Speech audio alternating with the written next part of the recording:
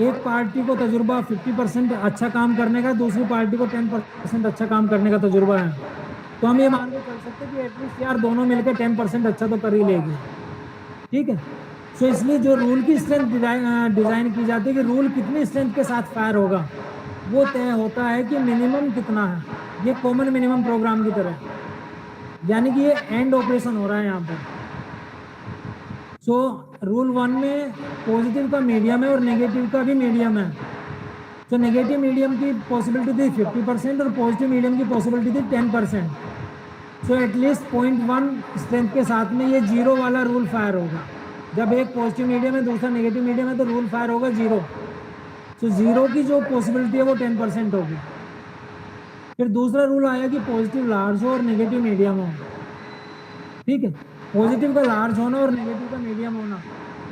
Positive large था 90% possibility के साथ और नेगेटिव मीडियम तो 50% के साथ। सो एटलीस्ट 50% इस रूल की स्ट्रेंथ होगी, यानी कि पॉजिटिव स्मॉल 50% स्ट्रेंथ के साथ फायर होगा।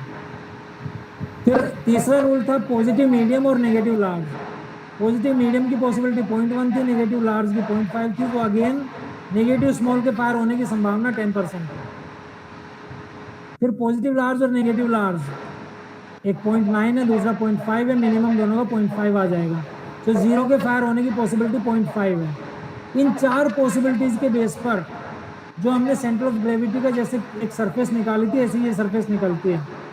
ये जीरो के 10% से फायर होने की पॉसिबिलिटी है, जीरो के 50% से, ये पॉजिटिव स्मॉल के 50% से और ये नेगेटिव स्मॉल के 10% से।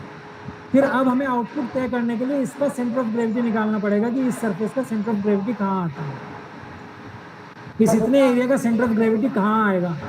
वो वैल्यू होगी जितना मुझे चेंज करना पड़ेगा आउटपुट में। तो रूल 1 के लिए मैं निकालूंगा कि शेडेड एरिया कितना है, एरिया अंडर द कर्व कितना है। फिर रूल 2 के लिए निकालूंगा। ठीक है। रूल 3 के लिए निकालूंगा। एरिया निकालने का फॉर्मूला बड़ा आसान है। अगर इसका एरिया निकालना है मुझे, half into height into sum of parallel arms. तो half into height into sum of parallel arms. Height अगर 10% पे है तो 0.1 हो जाएगी, और पैरेलल आर्म्स कहां से कहां तक है उनका सम 1.667 के दूसरे 0.6 की है। ठीक है। एक आर्म ये है, एक आर्म ये है। तो इस तरीके से मैं चारों रूल्स के लिए एरिया निकाल लूंगा। उस एरिया को उनके मेंबरशिप वैल्यूज के साथ मल्टीप्लाई करके और देन डिवाइड कर दूंगा एरिया के सम से, एवरेज आउट करने के लिए। तो यहाँ पे जो वैल्यू निकल के आएगी वो आएगी 0.99 एम्पियर। यानी कि मैं एक करंट की वैल्यू बढ़ाना चाह रहा हूँ किसी मोटर का आउटपुट कंट्रोल करने के लिए। सो मुझे करंट की वैल्यू में इतने एम्पियर का चेंज करना पड़ेगा। ये दूसरा एग्जाम्पल है इन्वर्टेड पेंडुलम का। इसको बहुत सारे लोग बचपन में एक अपनी फिंगर के ऊपर एक स्टिक को इन्वर्टेड मोड में बैलेंस करने का एक्ट करते थे। ये उसी तरीके से है कि cart can be a moving cart and you have to hold the pendulum in the inverted position. ये भी इसी तरीके का एग्जाम्पल है कि हम आपका नेगेटिव कितने एंगल पे है, मेरी ये एंगल कितना है, इस एंगल की वैल्यू लेंगे and whether we are moving towards this और we are moving away from the reference, उसके बेस पे चेंज इन एरर लेंगे। ठीक है। सो इसको मैं फिलहाल आगे बढ़ते हुए एक एग्जाम्पल ले लेता हूँ जो मैटलैब में सिमुलेट किया गया। इलेक्ट्रिकल इंजीनियरिंग के बच्चों को समझ में आ जाना चाहिए आसानी से। हमारा ऑब्जेक्टिव है यहाँ, कौशिक सर, हेलो सर आप अपने आप को अनम्यूट करेंगे? कौशिक सर, पीपीटी आ रही है आपको? सर आप अनम्यूट करेंगे? Sir unmute. Hello, PPT visible है सर? सर पहले अनम्यूट करो खुद को आप। हाँ Kaushik sir, PPT is visible और नॉट? सर विजिबल है सर, पीपीटी विजिबल है। ओके। तो यहाँ पे करना क्या, हमें इस डीसी मोटर की स्पीड को कंट्रोल करना है। डीसी मोटर की स्पीड कंट्रोल करने के दो तरीके होते हैं, आर्मेचर कंट्रोल और फील्ड कंट्रोल मेथड। यहाँ पे हमने फील्ड को सेपरेट एक्साइटेशन दे रखा है, तो फील्ड कंट्रोल मेथड का तो ऑप्शन खत्म हो गया। यानी कि हम फील्ड के साथ कोई वेरिएशन नहीं कर रहे हैं, हम आर्मेचर वोल्टेज को वेरी करके इसकी स्पीड चेंज करेंगे। तो ये chopper control, chopper fed DC motor drive का एक एग्जांपल है, मैटलैब में अवेलेबल है डेमो में। इसी को हम फजी लॉजिक के साथ में विजुअलाइज करेंगे किस तरीके से कर सकते हैं। तो ये आपका चॉपर है। चॉपर का काम होता है फिक्स वोल्टेज डीसी को वेरिएबल वोल्टेज डीसी में कन्वर्ट करके आगे देना। अब वो उसको कितने वोल्ट बनाएगा वो डिपेंड करेगा ये फायरिंग पल्स जो आ रही है कि गेट पल्स की क्या पोजीशन है। गेट पल्स डिसाइड करेगी कि ये वोल्टेज कितनी जाएगी आर्मेचर के पास। अब ये डिसाइड करने के लिए कंट्रोलर के पास वही तरीका होता है कि वो एक्चुअल स्पीड तय करे, एक्चुअल स्पीड नोट करेगा, रेफरेंस के साथ उसको कंपेयर करेगा। यहाँ पे एक पीआई कंट्रोलर यूज किया गया है और उसके बेस पर एक आई रेफरेंस की वैल्यू जनरेट करेगा। वो आई रेफरेंस एक्चुअल आर्मेचर करंट के साथ कंपेयर की जाएगी हिस्टैरिसीस करंट कंट्रोलर के अंदर और उसके बेस पर गेट पल्स जनरेट होगी जो कि इस डीसी वोल्टेज को गवर्न करेगी कि कितना करंट मुझे भेजना, कितना वोल्टेज मुझे आर्मेचर को देना है। ठीक है। सो जब हम इसको सिमुलेट करते हैं ये आपकी स्पीड की कैरेक्टरिस्टिक है। हमने 120 रेडियन पर सेकंड का रेफरेंस दिया था। ये मोटर ने 0 स्पीड से करना शुरू किया, 120 तक गया, 120 के बाद कुछ ओवरशूट लिया, ओवरशूट लेने के बाद सेटल डाउन हुआ। उसके बाद फिर हमने एक डिस्टर्बेंस क्रिएट किया। हमने कहा कि नहीं, मुझे 120 रेडियन पर सेकंड पे नहीं चलाना, मुझे 160 पे चलाना है। तो मैंने रेफरेंस को फिर अगेन 120 से 160 चेंज कर दिया। सपोज किसी के फादर जब वो बच्चा 70% पे आ जाए उसके लिए टारगेट सेट कर दे कि तुझे 80 करना है, तो अगर वो 80 भी कर ले जाए मतलब कंट्रोलर ठीक है, अगर नहीं कर पाए तो कंट्रोलर ठीक नहीं है, कंट्रोलर रोबस्ट नहीं है। तो जैसे ही हमने से चेंज किया अगेन स्पीड में बढ़ना शुरू किया, फिर थोड़ा ओवरशूट हुआ, अगेन सेटल डाउन हो गया, मतलब कंट्रोलर ठीक काम कर रहा है। फिर हमने एक और डिस्टर्बेंस दिया सिस्टम को, हमने सिस्टम पे लोड बढ़ा दिया। जो लोड करंट पहले 10 एम्पियर थी उसको बढ़ा के हमने 25 एम्पियर के करीब कर दिया, यानी कि मोटर की लोडिंग बढ़ा दी। लोडिंग बढ़ने पे क्या हुआ, स्पीड धीरे थोड़ी डिप हुई, क्योंकि आप किसी भी मोटर के ऊपर अगर लोड बढ़ाएंगे तो स्पीड में एक मोमेंटली रिडक्शन आएगा। स्पीड रिड्यूस हुई, रिड्यूस होने के बाद वापस सेटल हो गया। ठीक है। तो इस तरीके का कन्वेंशनल कंट्रोलर काम करता रहता था, हम उसके साथ सेटिस्फाइड थे। लेकिन जब से फजी लॉजिक इवॉल्व हुआ हमने सोचा कि यार इंटेलिजेंट कंट्रोलर बनाया जाए जो कि बिल्कुल मतलब ये जो ओवरशूट्स है, अंडरशूट्स है, इनको मिनिमाइज कर सके। तो उसके बेस पे हमने फजी लॉजिक कंट्रोलर डिजाइन किया। ये डिजाइन प्रोसेस हम लोग आगे बाद में डिस्कस करेंगे। अब उसकी रेस्पॉन्स मैं आपको दिखा देता हूँ। जब आपने डिजाइन किया तो वही प्रोसेस है, सेम प्रोसेस जब फजी लॉजिक से कंट्रोल हुई, देयर इज नो ओवरशूट, वो एग्जैक्ट 120 रेडियन पर सेकंड पे आके सेटल डाउन हो गया। फिर हमने रेफरेंस चेंज किया 160, अगेन कंट्रोलर ने बिना किसी ओवरशूट के 160 को फॉलो करना शुरू कर दिया। फिर यहाँ पे हमने सडनली लोड करंट को इंक्रीज किया, लोड बढ़ा दिया, and you don't find any undershoot at this point. तो इस तरीके से हम लोग इलेक्ट्रिकल इंजीनियरिंग के बच्चे इस चीज़ को मैटलैब पे सिमुलेट करके देख भी सकते हैं। मैं अभी पूरा कंट्रोल कैसे डिजाइन किया जाएगा उसके बारे में बताऊंगा, 10 मिनट और लगेगी इसमें। ठीक है, then we will conclude the session. तो आप रेस्पॉन्स देख के दोनों रेस्पॉन्स में फर्क देख सकते हैं। ये रेस्पॉन्स है फजी लॉजिक कंट्रोलर के साथ with no overshoot and minimum settling time, और ये रेस्पॉन्स है आपकी कन्वेंशनल कंट्रोलर के साथ। यहाँ पे ओवरशूट भी होता है, then it settles down, it takes another 10 cycles to settle. यहाँ पे फिर से ओवरशूट है, सेटलिंग टाइम ज़्यादा है। यहाँ पे अंडरशूट है, अंडरशूट होके वापस फिर ये यहाँ पे जाके सेटल होता है। तो ये डिफरेंस है इंटेलिजेंट कंट्रोलर और कन्वेंशनल कंट्रोलर के बीच। अब किस तरीके से आप इस कंट्रोलर को डिजाइन करेंगे। अगर आपके पास मैटलैब सॉफ्टवेयर है, ये मैटलैब का सिमुलेशन है, आपको सिर्फ फजी टाइप करना है। You just need to type fuzzy. जैसे ही आप फजी टाइप करेंगे ये विंडो आपके सामने ओपन हो जाएगा। ये विंडो आपके सामने ओपन हो जाएगा। यहाँ पे दिख रहा है इनपुट 1 है, आउटपुट 1 है, और ये आपका कंट्रोलर है। लेकिन हमें तो इनपुट 2 चाहिए, we need error and change in error. तो अगला स्टेप मुझे करना पड़ेगा, एडिट पे जाके मैं वेरिएबल ऐड करूंगा। कौन सा variable, input variable. So when I click on the input, अब मुझे 2 इनपुट विजिबल हो जाएंगे, इनपुट 1 एंड इनपुट 2। अब मेरे पास दूसरा इनपुट भी आ गया, इनपुट 2।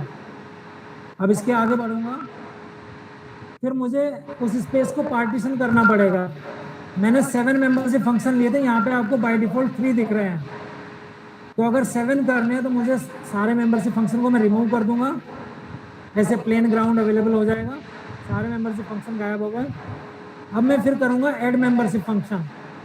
एडिट पे जाके ऐड मेंबरशिप फंक्शन करूंगा, यहाँ पे ड्रॉप डाउन में 7 मेंबरशिप फंक्शन सेलेक्ट करूंगा, और जैसे उसको क्लिक करूंगा मुझे इस तरीके से 7 मेंबरशिप फंक्शंस दिख जाएंगे। ठीक है, उनके नाम होंगे MF1, MF2, MF3 up to MF7। फिर मैं उनको रीनेम कर लूंगा, एक एक को क्लिक करूंगा, यहाँ पे जो नाम मुझे रखना है, नेगेटिव लार्ज, नेगेटिव मीडियम, वो सब कर लूंगा। इस तरीके से मैं एरर के लिए भी काम करूंगा, ये सारा काम, ये चेंज इन एरर के लिए, आउटपुट के लिए। इतना काम करने के बाद अब मुझे रूल डिजाइन करने पड़ेंगे। रूल डिजाइन करने के लिए फिर मैं एडिट पे जाऊंगा, रूल्स पे क्लिक करूंगा। रूल्स पे क्लिक करने के बाद जितने मैंने मेंबरशिप फंक्शन डिजाइन किए वो सारे नीचे ड्रॉप डाउन में विजिबल हो जाएंगे, 7 एरर के लिए, 7 चेंज इन एरर के लिए और 7 आउटपुट के लिए। ठीक है, मैं इधर से उठाऊंगा error negative large, change in error negative large, then output should be negative large. जैसे मैं इसको क्लिक करके ऐड रूल करूंगा, ये रूल यहाँ पे मेरा डेटाबेस में पहुंच जाएगा। If error is negative large, change in error is negative large, then output is negative large. Kaushik ji 1 minute में पॉज लूंगा, एक्चुअली किसी की रिक्वेस्ट है, शायद उसको मैं एडमिट कर लूँ।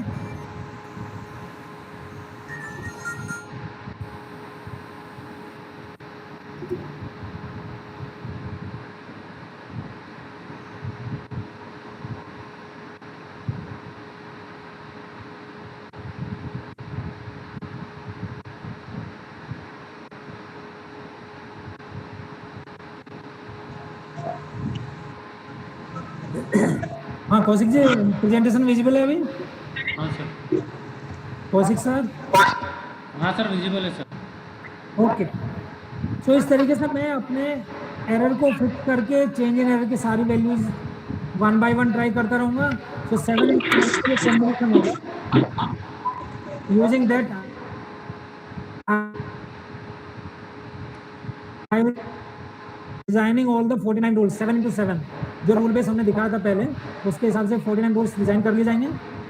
उसके बाद कैसे एरर और चेंज इन एरर तैयार किया जाए, तो ये रेफरेंस है, रेफरेंस से एक्चुअल स्पीड को कंपेयर किया जाएगा।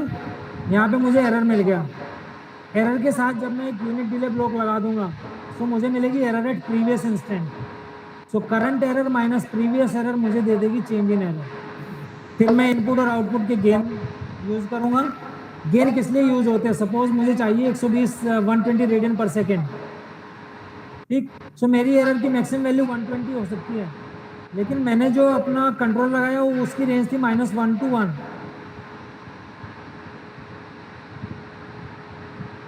ये रेंज है मेरी -1 to 1 और मेरी स्पीड की रेंज है 120 प्लस 120 तक, तो एरर भी 120 तक हो सकती है कुछ भी। सो मैं 1 by 120 का गेन लगा लूंगा, सो दैट मैं एरर को स्केल डाउन कर सकूं ऑन ए स्केल -1 to 1। सो इसलिए ये एरर यूज होते हैं, गेन ब्लॉक्स यूज होते हैं एरर और चेंज इन एरर में। सिमिलरली मैं आउटपुट को भी मैंने -1 से 1 के बीच प्लॉट किया, तो आउटपुट साइड में भी एक मुझे अगेन उसको इंक्रीज करने के लिए गेन ब्लॉक लगाना पड़ेगा। और जब मैं इसके साथ सिमुलेट करूंगा then I will get this kind of result and you can visualise the difference between the two response. The response, this is the response of fuzzy logic controller. अब एक और डिफरेंस आपको यहाँ पे मिलेगा, ये तो स्पीड के अंदर डिफरेंस दिख रहा है। अब ऊपर आइए, ये है आर्मेचर करंट। आर्मेचर करंट के अंदर कितनी पल्स है, पल्सेशन कितना है, वो आप यहाँ पे देखिए और कन्वेंशनल कंट्रोलर में देखिए। ये कन्वेंशनल कंट्रोल के अंदर पल्सेशन है आर्मेचर करंट के अंदर। सो यहाँ पे जो पल्सेशन का बैंड है वो ज्यादा है and you are getting more smoother response in terms of armature current and speed with fuzzy logic controller। और इसका कारण वही है कि यहाँ पे हम ह्यूमन एक्सपीरियंस के बेस पर रूल डिजाइन करके चल रहे हैं। जैसे कि एक्सपीरियंस ड्राइवर जो है वो आपको जर्कलेस मूवमेंट देता है ड्राइविंग में, राइड के अंदर, उसी तरीके से अगर आपने एक्सपीरियंस कंट्रोलर, किसी एक्सपीरियंस ऑपरेटर की हेल्प से अगर आपने कंट्रोलर डिजाइन किया है उस प्रोसेस के लिए, so it will also give you a smooth control. आपको ना ओवरशूट मिलेंगे ना अंडरशूट मिलेंगे, आपका सेटलिंग टाइम बहुत कम होगा and you will get very smooth performance of current and speed. So this is all about from my side. Now session is open for any questions.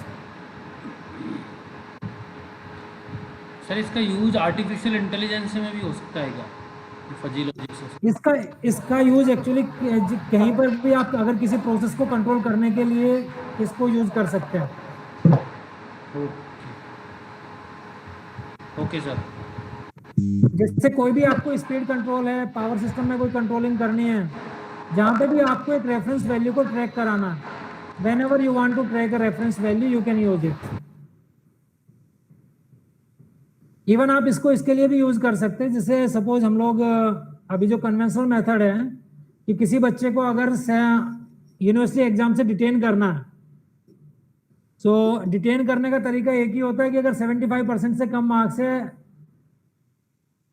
Theoretically तो वो बच्चा डिटेन हो जाता है, ठीक है। लेकिन अगर आप देखें तो 75 और 74.9% वाले बच्चे में कोई बहुत बड़ा डिफरेंस नहीं है। अच्छा जी। तो हम एक मेथडोलॉजी डिजाइन कर सकते हैं बेस्ड ऑन फजी लॉजिक, कि जिसमें हम लोग एक कि किसको डिटेन करना है किसको नहीं करना, वो क्राइटेरिया थोड़ा सा और स्मूथ तय हो सकता है यूजिंग दिस मेथडोलॉजी। बिल्कुल सर। मैं अभी कुछ बच्चों के क्वेश्चंस देख लेता हूँ, मुझे लग रहा है कुछ आ रहा है। Deepak Kumar, Hemant Pal wants to join. कोई क्वेश्चन अगर है किसी स्टूडेंट का तो please.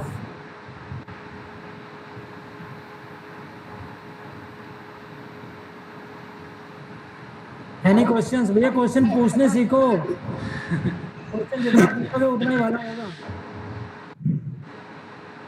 Okay sir, I think they don't want to ask any questions. Sir MATLAB Someone is asking. Suitable है? एक मिनट में पढ़ लेता हूँ क्या क्वेश्चन है। संजू सर मैटलैब पे वर्क सुटेबल है? संजू आप अपने आप को अनम्यूट करके क्वेश्चन में आप क्या पूछना चाह रहे हो थोड़ा वो बताइए।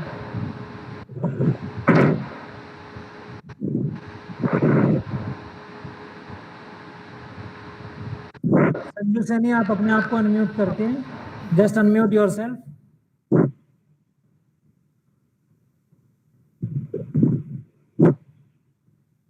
ये करेगा ना जी सर, वो स्वयं करेगा। अनम्यूट कर दोगे थोड़ा? सर वो खुद करेगी, अनम्यूट मैं नहीं कर सकता, मैं उसको म्यूट कर सकता हूँ, अनम्यूट नहीं कर सकता। हाँ Sanju, what is your question exactly? Sir MATLAB पे जो वर्क करते हैं वो इसमें दे रखा है, उस टाइप से कैसे करते हैं? देखिए मैं आपका क्वेश्चन समझ नहीं पाया, आप दोबारा से रिपीट कीजिए। सर मैटलैब पे जो क्वेश्चन आपने बता रखा है इसका परफॉर्मेंस, नहीं वो सुटेबल है, उसमें कोई ऐसी दिक्कत नहीं है। मैटलैब पे जो काम होता है सिमुलेटेड वर्क, जो एक्चुअली सिमुलेटेड वर्क आपका एग्जैक्ट एक्सपेरिमेंटल के साथ बराबर तो नहीं आता, लेकिन it is quite close to experimental results. It is almost 90% to 95% closer to experimental results. Okay sir, thank you.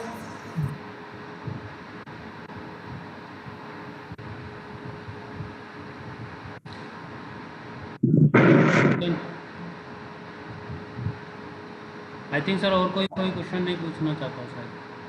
Okay sorry Kaushik sir, thank you very much. Thank you sir. Thanks a lot. आपको sir manage भी करना पड़ा, थोड़ा technical difficulties आई तो नहीं actually आज मेरी तरफ से भी थोड़ा सा रहा कि मैं ट्रैफिक में स्टकअप हो गया, जिसकी वजह से थोड़ा सेशन हमारा बाद में खैर आप आ गए थे सर, बाद में आप तीनों आइडिया पे नजर आ रहे थे। हमारा पहला था ना आज का, हाँ तो हमारा ये एक्सपीरियंस इस तरह का, अगली बार जो होगा ना उसको तो हम अच्छे से मैनेज कर पाएंगे। ठीक है सर, मेरी सेवाओं की आपको कभी भी जरूरत हो, हम always there. Thank you. Thank you sir. अभी तो sir thanks a lot sir. हाँ ये संजू सैनी ने कहा सर पीडीएफ मिल सकती है, I will send the PDF, I will send the PDF. Thank you sir. Okay sir, thank you.